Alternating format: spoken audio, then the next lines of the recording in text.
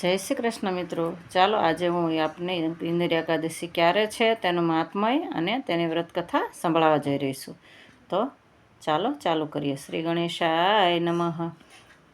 કરારવિંદેન પદારવિંદમ મુખારવિંદેન વિનિવેશયંતમ વટસ્ય પત્રસ્ય પુટે શયાનમ બાલમુકુંદમ મનસા સ્મરામી.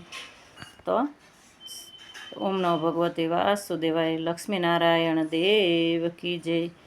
તો આ વખતે એકાદશીનું વ્રત શુક્રવાર 27/9/24 બપોરે 1:20 ચાલુ થાય છે અને 28/9/24 બપોરે 2:49 પૂરું થાય છે. તો એકાદશીનું વ્રત ઉદયા તિથિ પ્રમાણે શનિવારે કરવાનું રહેશે. આ વ્રતનું મહત્ત્વ એટલે વધી જાય છે કે ઇન્દ્રિય એકાદશી પિતૃપક્ષમાં આવે છે. આ એકાદશીનું વ્રત શ્રદ્ધાપૂર્વક કરીને પછી પારણા કરતાં પહેલાં જો બારસના દિવસે પિતૃઓને તુલસીના ક્યારે જળ અર્પણ, ગંગાજળ અથવા જળ લઈને અર્પણ કરવામાં આવે તો નરકમાં ગયેલા પિતૃઓનો પણ મોક્ષ થાય છે અને પિતૃકૃપા પ્રાપ્ત થાય છે. જીવન મરણના ચક્રમાંથી મુક્તિ મળે છે. આપણા ઋષિમુનિઓ આપણને જે વ્રત, જપ, તપ વગેરેનું આચરણ કરીને જીવનને સુખમય બનાવવાના આદર્શો આપ્યા છે તેમાં એકાદશીનું વ્રત પ્રથમ સ્થાને આવે છે. દરેક સનાતનીઓએ એકાદશી અવશ્ય કરવી જોઈએ. જો શરીર સાથ ન આપે તો એક ટાઈમ ભોજન કરીને પણ એકાદશીનું વ્રત કરી શકાય.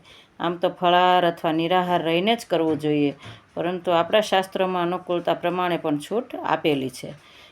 પૂરી શ્રદ્ધાથી કરો તો અવશ્ય ફળ મળે છે. આ દિવસે આપણે યથાશક્તિ ગરીબોને, બ્રાહ્મણોને ભોજન, વસ્ત્ર આદિ દાન કરી શકાય. તેમજ ગૌગ્રાસ, પક્ષીઓને ચણ વગેરે આપણી ક્ષમતા પ્રમાણે જીવહિતના કાર્યો કરવા. અને બારસના દિવસે સવારે 6:13 લઈને 8:30 સુધીમાં પારણા કરવા. ગોળ ખાઈને પણ પારણા કરી શકાય. આ એકાદશીના દિવસે ભગવાનની પૂજા, ષોડશોપચાર પૂજન કરી શકાય. પંચામૃત, દૂધ, પછી તુલસી દળ, ચંદન, ધૂપ, દીપ કરીને ભગવાનની પૂજા કરવી. જો લાલજીનું નાનું સ્વરૂપ હોય તો પણ તેની પૂજા કરી શકાય અને જો આપણી પાસે છબી હોય તો તેને સાફ કરીને તેને તિલક કરીને તેનું પૂજન કરી શકાય. માતા લક્ષ્મીનું નામ એક ઇન્દિરા નામ પણ છે, એના ઉપરથી પણ આ એકાદશીનું નામ ઇન્દિરા પડ્યું છે. અને પીપળાનું પૂજન કરી શકાય, કારણ કે શ્રાદ્ધ પક્ષ ચાલતા હોય છે અને પીપળામાં બ્રહ્મા, વિષ્ણુ, મહેશનો વાસ છે અને આપણે કોઈ પણ તર્પણ કરીએ ત્યારે એ પીપળાના થડે જઈને થાય છે. તો દીવો કરીને પિતૃઓને પ્રાર્થના કરી અને એકાદશીના વ્રતના દિવસે પીપળાની પૂજા અને પ્રદક્ષિણા પણ કરી શકાય છે. તો ચાલો કરીએ એકાદશીની કથા. યુધિષ્ઠિરે જ્યારે ભાદરવા માસના કૃષ્ણ પક્ષની એકાદશી વિશે જાણવા માટે શ્રી કૃષ્ણ પાસે માંગણી કરી ત્યારે શ્રી હરિ બોલ્યા. ભાદરવા મહિનામાં કૃષ્ણ પક્ષમાં આવતી એકાદશીને ઇન્દિરા એકાદશીના નામથી ઓળખાય છે. આ વ્રતના પ્રભાવથી મોટા પાપોનો નાશ થાય છે, એટલે કે પાવનકારી, લાભદાયક તિથિ ગણાય છે. નીચ યોનિમાં એ લોકો નરક લોકમાં સબળતા, યાતનાઓ ભોગવતા પિતૃઓને પણ એકાદશીનું વ્રત મુક્તિ આપીને સ્વર્ગલોકમાં લઈ જનારું છે. હે કુંતી પુત્ર, હવે તેનું મહાત્મય ચિત્ત દઈને સાંભળો. પૂર્વકાળની વાત છે. સતયુગમાં ઇન્દ્રસેન નામનો એક વિખ્યાત રાજકુમાર હતો. તે હવે મહિષ્મતીપુરીનો રાજા બનીને ધર્મ, દાન, સત્ય અને પ્રજાનું પાલન કરવામાં અગ્રેસર રહેતો હતો. તેની કીર્તિ ચારે દિશામાં ફેલાઈ ગઈ હતી. આ રાજા ધાર્મિક માનસ ધરાવતો હોવાથી શ્રી વિષ્ણુનો પરમ ભક્ત હતો. વિષ્ણુની ભક્તિમાં કાયમ લીન રહેતો અને હાલતા, બેસતા, ઉઠતા, ખાતા, પીતા શ્રી વિષ્ણુનો ગોવિંદનો મોક્ષદાયક નામનો જપ કર્યા કરતો હતો. વળી વિધિપૂર્વક આધ્યાત્મિક તત્વના ચિંતનમાં મગ્ન રહેતો. એક દિવસની વાત છે. રાજા સુખપૂર્વક પોતાના મહેલમાં બેઠો હતો.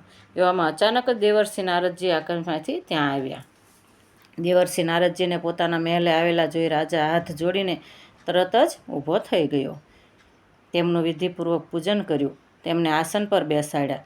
ત્યારબાદ રાજાએ કહ્યું, હે મુનિશ્રેષ્ઠ, આપની કૃપાથી મારા રાજ્યમાં સર્વ લોકો ખુશી છે અને સબ સકુશળ છે. હું પણ સંતોષી છું. આજે આપના દર્શનથી મારો અવતાર સફળ થઈ ગયો.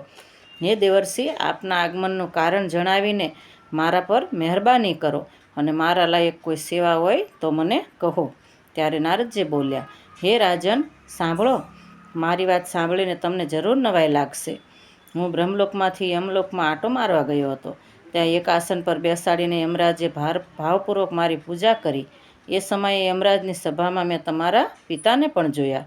એ વ્રતભંગના પ્રભાવથી ત્યાં આવ્યા હતા. હે રાજન, એમણે તમને સંભળાવવા માટે એક સંદેશો મોકલ્યો છે, જે લઈને હું તમારી પાસે આવ્યો છું. તો સાંભળો. હે પુત્ર, તું ઇન્દિરા એકાદશીનું વ્રત કર અને તેનું પુણ્ય મને અર્પણ કરી મને સ્વર્ગમાં મોકલ. એમનો આ સંદેશો લઈને હું તમારી પાસે આવ્યો છું. હે રાજન, તમારા પિતાને સ્વર્ગલોકની પ્રાપ્તિ કરવા માટે ઇન્દિરા એકાદશીનું વ્રત કરો. રાજાએ પૂછ્યું, હે મુનીશ્વર, કૃપા કરીને મને ઇન્દિરા એકાદશીનું વ્રત કહો. નારદજી બોલ્યા, હે રાજન, સાંભળો, હું તમને આ વ્રતની શુભકારક વિધિ કહું છું. ભાદરવા માસના કૃષ્ણ પક્ષમાં દસમના ઉત્તમ દિવસે શ્રદ્ધાપૂર્વક અને પૂરા ભાવથી પ્રાતઃકાળે સ્નાન કરવું. પછી મધ્યાહન કાળમાં સ્નાન કરીને એકાગ્રચિત્ત થઈને એકટાણું કરવું અને રાત્રે ભૂમિ પર શયન કરવું. નિર્મળ પ્રભાત થતાં એકાદશીના દિવસે સવારની ક્રિયાથી પરવારીને સ્નાન કરી ઉપવાસ કરવો. બપોરે પિતૃઓની પ્રસન્નતા માટે શાલિગ્રામ સમક્ષ વિધિપૂર્વક શ્રાદ્ધ કરવું અને દક્ષિણા આપીને બ્રાહ્મણોને ભોજન કરાવવું. પિતૃઓને અર્પણ કરેલ અન્નમય પિંડને સૂંઘીને ગાયને ખવડાવી દેવો. ત્યારબાદ ધૂપદીપથી શ્રીહરિને પૂજીને જાગરણ કરવું. બારસના દિવસે શ્રીહરિની પૂજા કરીને ભાઈ બહેન પુત્ર પરિવાર સાથે પોતે મૌન રહીને ભોજન કરવું. હે રાજન, આ વિધિ પ્રમાણે આળસ રહિત બનીને તમે ઇન્દિરા એકાદશીનું વ્રત કરો. આથી તમારા પિતૃઓ વૈકુંઠ ધામમાં પહોંચી જશે. હે કુંતી પુત્ર, રાજા ઇન્દ્રસેનને વ્રતની વિધિ સમજાવીને નારદજી અંતર્ધ્યાન થઈ ગયા. રાજાએ બતાવેલ વિધિપૂર્વક ઇન્દિરા એકાદશીનું વ્રત કર્યું. વ્રત પૂરું થતાં જ આકાશમાંથી પુષ્પોની વૃષ્ટિ થવા લાગી. રાજાના પિતા ગરુડ પર આરૂઢ થઈને વિષ્ણુધામમાં ચાલ્યા ગયા. સમય પૂરો થતાં રાજા ઇન્દ્રસેન પોતાનું રાજ્ય પુત્રને સોંપીને પોતે પણ સ્વર્ગલોકમાં ચાલ્યા ગયા. હે રાજન, આ પ્રમાણે મેં તમારી સામે ઇન્દિરા એકાદશીનો પ્રભાવ કહ્યો છે. આને વાંચવાથી અને સાંભળવાથી માનવી બધા જ પાપોથી પર થઈ જાય છે. તો જય શ્રી કૃષ્ણ મિત્રો. જો પસંદ આવ્યું હોય તો લાઈક, શેર અને સબસ્ક્રાઈબ જરૂરથી કરજો. જય શ્રી કૃષ્ણ.